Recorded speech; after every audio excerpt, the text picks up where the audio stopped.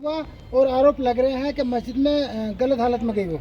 देखिए, एक चीज मैं आपको बता दूं, जिस मौलाना ने ये बात कही है वो 5-5 हजार रुपए में बिकाऊ लोग हैं जिनके पास कोई काम नहीं है। जहां देश के नौजवान पूरे दिन मेहनत करते हैं, सुबह से शाम मेहनत करने के बाद महीने में जाके 10 से 15 हजार रुपए कमाते हैं, वहीं इन जैसे मौलाना सिर्फ देश में जहर घोलकर आप ये समझ लीजिए महीने का लाखों रुपए कमाते हैं। एक डिबेट में बैठने का इन्हें 2 से 5 हजार रुपये मिलता है, जिसके बाद ये इस तरीके के जहरीले बयान देते हैं। इससे पहले भी टीवी डिबेट पर बीजेपी का एक नेता प्रेम शुक्ला खुलेआम टीवी डिबेट पे गाली देता है। फिर उसके बाद गौरव भाटिया को आपने सुना होगा, वो टीवी डिबेट पर अभद्र शब्दों का प्रयोग करता है। फिर उसके बाद फिर एक पत्रकार दीपक चौरसिया, वो गलत शब्दों का प्रयोग करता है। फिर एक पत्रकार आपने देखा होगा प्रदीप भंडारी, वो किस तरीके से गंदे गंदे भद्दे शब्दों का प्रयोग करता है। तो असल में ये पत्रकार नहीं, ये समझ लीजिए ये सड़क पर बैठने वाला एक आम आदमी भी अच्छा होता होगा, ये तो उससे भी बेगैरत इंसान है।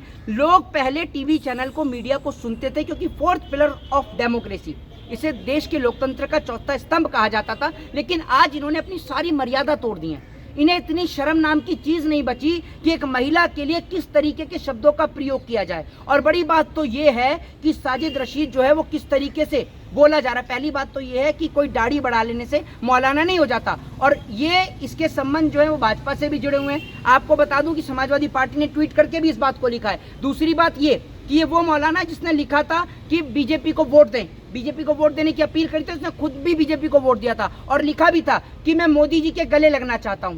तो मैं आपको बता देता हूं, ये वसीम रिजवी जैसे लोग, ये साजिद रशीदी जैसे लोग, ये ऐसे लोग हैं जो टीवी चैनल पर बैठते हैं और इन्हीं को दिखाकर हिंदुओं के मन में डर पैदा किया जाता है कि आपको मुसलमानों से खतरा है। क्योंकि ये 5,000 रुपए का बिकाऊ मौलाना ये बहुत बार डिबेट में हिंदुओं के खिलाफ भी भड़काऊ बयान देता है। ये ऐसा व्यक्ति है, इसके खिलाफ FIR दर्ज होनी चाहिए, इसको जेल भेजा जाना चाहिए। और दूसरी बात ये, इससे ये पूछा भी जाना चाहिए कि तेरे को टीवी डिबेट में बैठने का कितना पैसा मिलता है, तू कहाँ से क्वालिफाई होके आया, कितना पढ़ा लिखा है, तू क्या काम करता है, क्या धंधा करता है, तेरी रोटी कैसे चलती है, घर बच्चे कैसे पढ़ रहे हैं। इनके घर के बच्चे पढ़ रहे हैं इससे ही।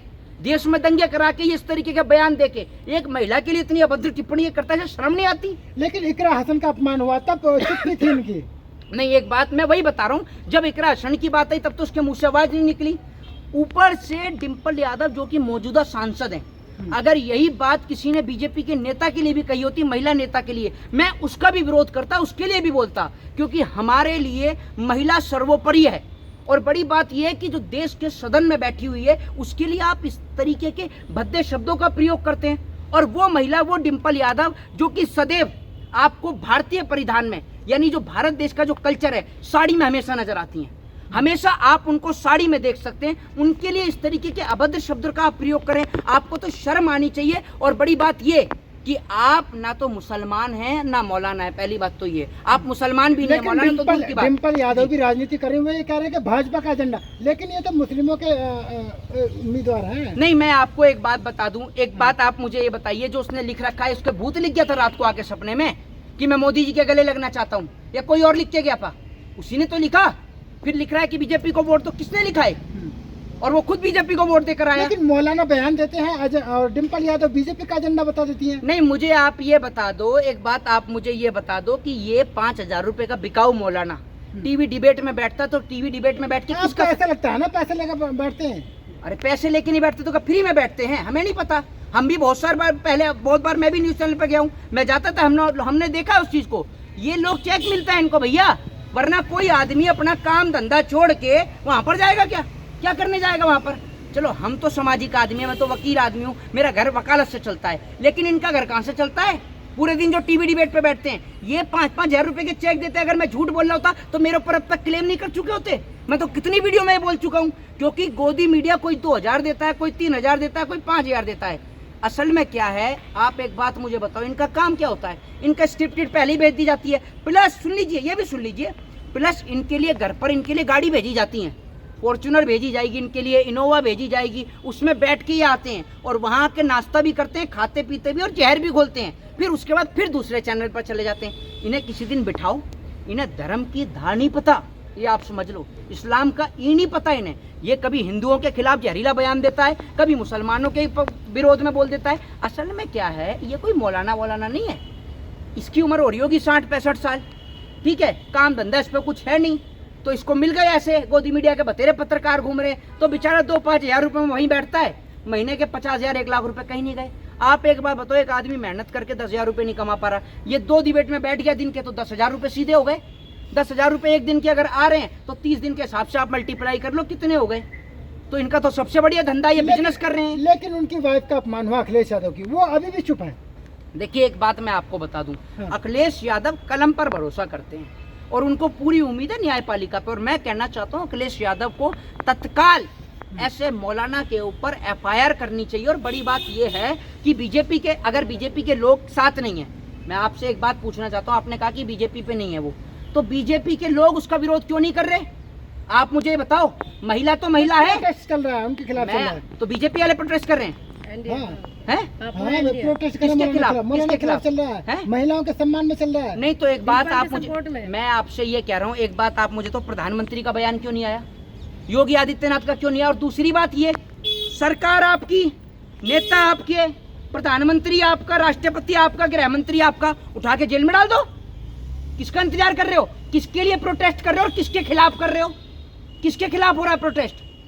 किसके खिलाफ हो रहा है? तो महिलाओं के खिलाफ बोलते हैं, उनके अरे खिलाफ मेरी बोल रहा है बात ना। तो सुन लो, महिला के खिलाफ बोला है। एक बात आप मुझे बताओ, दिल्ली के अंदर नोएडा के सेक्टर 16 में स्टूडियो है, नोएडा में किसकी सरकार है? किसकी योगी सरकार है? योगी जी की सरकार है यूपी के अंदर, ठीक है। देश का प्रधानमंत्री कौन है? मोदी जी। मोदी जी, ठीक है। गृह मंत्री कौन है जिसके अंदर पुलिस आती है, प्रशासन आता है? अमित शाह। वो कौन सी पार्टी से हैं? सभी एक ही पार्टी के हैं। एक ही पार्टी के हैं ना, तो प्रदर्शन किसके लिए करे? उठाओ जेल के अंदर डालो इसे। ये ऐसे लोग तो देश के लिए हानिकारक हैं, ये हानिकारक लोग हैं, इनकी वजह से पूरा देश बदनाम होता है, पूरे देश के तमाम मुस्लिम लोग बदनाम होते हैं। आप भी मुसलमान हो, मैं आपसे एक छोटी सी बात पूछता हूँ कि क्या आप इस बयान को समर्थन करते हो? भाजपा पे तो उंगली उठा रहे हैं, लेकिन विपक्ष पे नहीं उठा रहे, जो कोई बाहर नहीं निकला। क्या? एक बात आप मुझे ये तो बता दो, जब आप कह रहे हो जब बीजेपी प्रदर्शन कर रही है, उनका सरकार, उनकी प्रधानमंत्री, उनका गृह मंत्री, जब वही न्याय नहीं दिला पाए तो विपक्ष वाले उतर के कौन सा ड्राम फोड़ देंगे? और आप इतने बेशरम आदमी, आप खुद मुस्लिम हो, उसने बयान दिया, सही दिया गलत दिया है बताओ? गलत बयान होता है, गलत बयान है नहीं है? तो आप मुझे एक बात बताओ, जो बयान ऐसा दे रहा है, आप भी मुस्लिम हो, आप ऐसे लोगों से सहमति दर्ज करते हो? बताओ। अरे इतनी देर क्यों लग रही, करते हो? नहीं करते ना?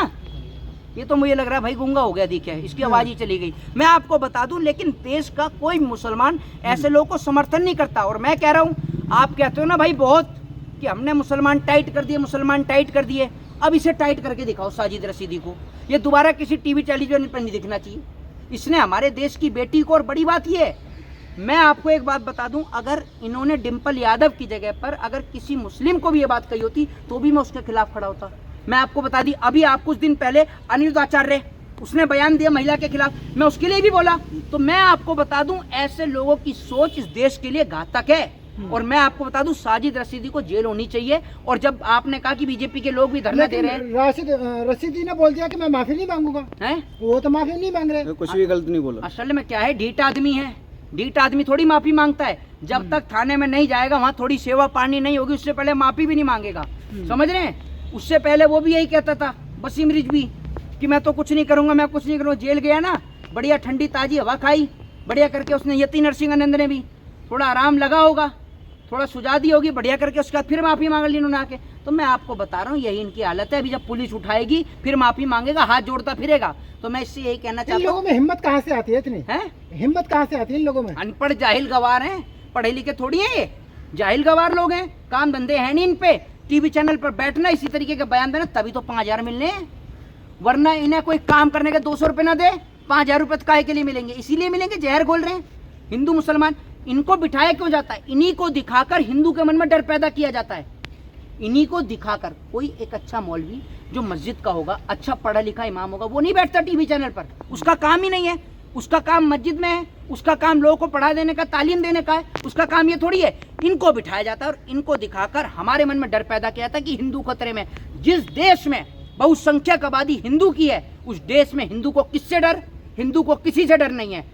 ये हिंदुओं को डराने का सिर्फ ड्रामा करते हैं, हिंदू किसी से नहीं डरता, ये मैं बता दूं। और बड़ी बात ये, जी सुन लीजिए मेरी बात, ये हिंदुओं में डर इसलिए पैदा हो रहा है। एक बात आप मुझे बताओ, जब आप हिंदुओं को बांटोगे ब्राह्मण शूद्र वैश्य क्षत्रिय के नाम पे, तो डर तो अपने आप पैदा होगा। हिंदुओं को एक रखो, क्या ब्राह्मण शूद्र वैश्य क्षत्रिय होता है? हम भाई हैं, हम भाई हैं सब। और हम गर्व से कहते हैं कि और हमारे लिए तो हमारे देश में रहने वाला प्रत्येक भाई हमारा भाई है। हम तो हिंदू मुस्लिम सिख ईसाई सबको मिलकर चलने की बात करते हैं। लेकिन योगेंद्र राणा का बयान आया कि मैंने इकरा को केवल शादी का प्रपोजल दिया तो दिक्कत हो गई, यहाँ मुसलमान हिंदुओं का धर्म परिवर्तन कराया जाता है, सब बिल आ जाते हैं। ऐसा है, कोई आपकी बहन को शादी का प्रस्ताव दे इस तरीके से, तो आप क्या करोगे? मैं आपसे पूछता हूँ। नहीं, योगेंद्र राणा का बयान आया ना। अरे मैं कह रहा हूँ आप योगेंद्र राणा को छोड़ दो, मैं आपसे ही पूछ रहा हूँ, आप क्या करोगे? चुपचाप ऐसे ही चुप खड़े आपको रहोगे? क्या लगता है गलत बोल रहे, सही बोल रहे हैं? मैं आपसे पूछ रहा हूँ, आप भी तो देश दुनिया में रहते हो, दुनिया का ओपिनियन लेते हो, हमने आपका ले लिया। आप मुझे ये बताओ, अगर कोई आपकी बहन के लिए ऐसे कह दे तो आप क्या करोगे? क्या करोगे? चुप खड़े रहोगे? क्या करोगे? तो आपको क्या लगता है गलत बोल रहे, सही बोल रहे हैं? मैं आपसे पूछ रहा हूँ, पूरी दुनिया को गलत लग रहा है, आपको क्या लग रहा है? मैं आपसे पूछ रहा हूँ। पूरी दुनिया गलत लग रहा है। और क्या गलत नहीं लग रहा? तो ये पागल है जो बिना बात की धरने प्रदर्शन कर रहे हैं। अगर गलत होता तो FIR होती, उनकी गिरफ्तारी होती। किस पे? योगेंद्र राणा पे। अगर आपके चाचा फूफा या मामा के घर में हो तो बता दो, पुलिस तो वैसे ही ढूंढ रही है उसे। आपके घर में कहीं दुप्पा हुआ तो बता दो। पंजाब केसरी को बयान दिया उसने। किसने? अरे भाग भाग के बयान दो, अपने घर पे क्यों नहीं आ रहा? अपने घर पे क्यों नहीं आ रहा? और मैंने आपसे एक बात पूछी कि भाई इनकी बहन के लिए कोई कहते तो आप क्या कहोगे? आपका जवाब ही नहीं निकला। गूंगे बने रहोगे क्या? मूक दर्शक। ये तो खैर ये भी अब ये साजिद रसीदी में लग रहा है, इनका रिश्तेदार है, इसको बहुत तकलीफ हो लव रही है। जिहाद चलता है तो दिक्कत किसी को नहीं होती, वो तो ये बोल रहे हैं ना। हैं? लव जिहाद जब तो होता है, धर्म परिवर्तन कराते हैं तब नहीं मैं होता दिक्कत। आपसे एक बात ये कह रहा हूँ, पहली बात तो ये है कि हर मुद्दे हर आदमी एक जैसा नहीं होता, पांचों उंगली एक जैसी नहीं होती।